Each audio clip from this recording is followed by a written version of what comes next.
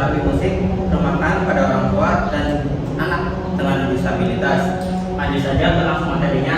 Yang pertama ada judul jurnal, yaitu pengaruh program terapi musik remakan pada orang tua dan anak dengan disabilitas. Lanjut penulis, yang ditulis oleh Fitri Wahyuni, Rini Rahmayanti, Felga Yazia. Jurnal ini dari Jurnal Ilmu Keperawatan Anak volume 5 nomor 1 Mei 2022. Lanjut, jumlah variabel. Di sini saya menemukan dua variabel. Yang pertama variabel independen atau bebas, yang kedua variabel dependen atau terikat. Variabel yang pertama variabel independen, yaitu pengaruh program terapi musik rumahan. Lalu variabel dependen, orang tua anak dengan disabilitas. Lanjut ke gap. Dari latar belakang disebutkan bahwa interaksi antara orang tua dan anak penyandang disabilitas masih menjadi tantangan sendiri karena karakteristik perkembangan anak yang unik dan seringkali menunjukkan pola komunikasi yang berbeda dibandingkan anak tanpa disabilitas.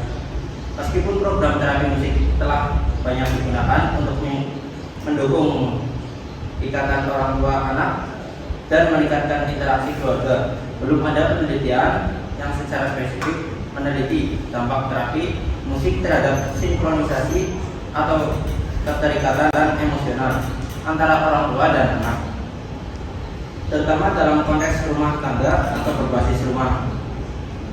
Selain itu, literatur mengenai intervensi ini berbasis musik yang melibatkan orang tua secara langsung dalam rutinitas harian di rumah masih sangat terbatas. Padahal peran orang tua sangat krusial dalam bentuk pola interaksi anak sejak dini. Penelitian sebelumnya cenderung menggunakan pendekatan institusi atau sekolah, bukan berbasis rumah. Tidak ditemukan bukti ilmiah yang menggunakan desain pretest, post-test untuk mengukur secara kuantitatif perubahan interaksi orang tua anak dan sinkronisasi akibat intervensi terapi musik rumahan. Lanjut desain penelitian. Jenis penelitian yang ada di jurnal ini adalah kualitatif desain, kuasi eksperimental dengan bentuk one group, pretest post-test desain, atau desain satu kelompok dengan pengukuran sebelum dan sesudah intervensi.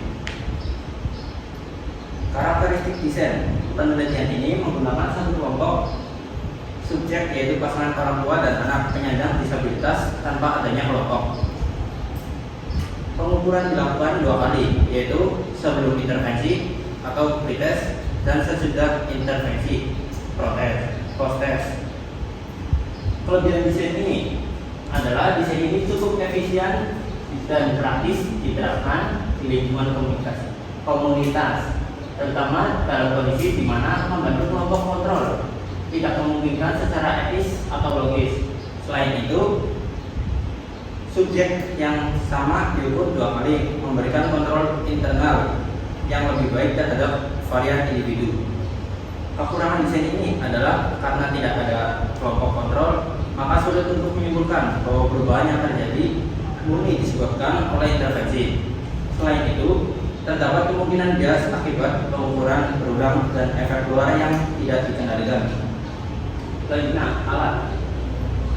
Dalam penelitian ini, alat observasi lembar ini digunakan untuk menilai respon fisik dan verbal orang tua, inisial verbal anak, sinkronisasi atau keterikatan orang tua anak. Observasi dilakukan sebelum dan sesudah intervensi selama 10 menit. Sesi bermain musik dan direkam untuk dianalisis. Selain itu, orang tua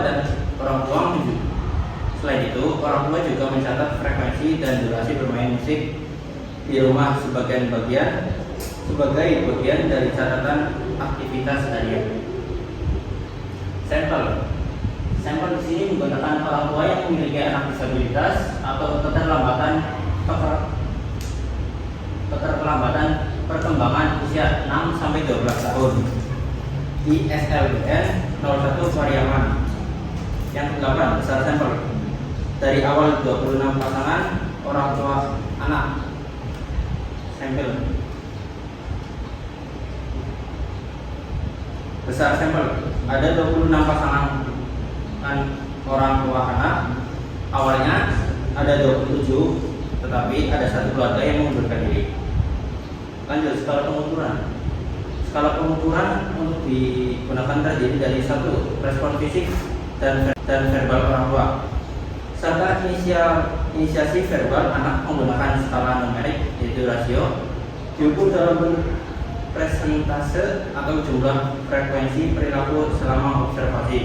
Yang kedua, sinkronisasi. Orang tua anak menggunakan skala ordinal, diukur berdasarkan peringkat keterikatan dan menunjukkan kualitas interaksi.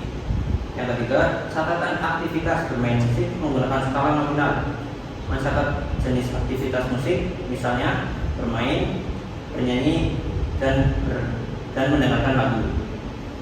Selanjutnya, statistik univariat dan bivariat. Statistik univariat dalam penelitian ini menggambarkan karakteristik responden dan variabel utama. Rata-rata usia ibu adalah 34,38 tahun sampai dengan 7,73, dan usia anak 8,33 tahun sampai dengan 0,61. Nilai rata-rata respons fisik positif orang tua meningkatkan dari 10,38 menjadi 15,29, dan respons verbal meningkat dari 55,48 menjadi 62,77. Sementara itu, inisiasi fisik anak meningkat dari 16,44 menjadi 19,04, dan inisiasi verbal dari 35,38 menjadi 41,35.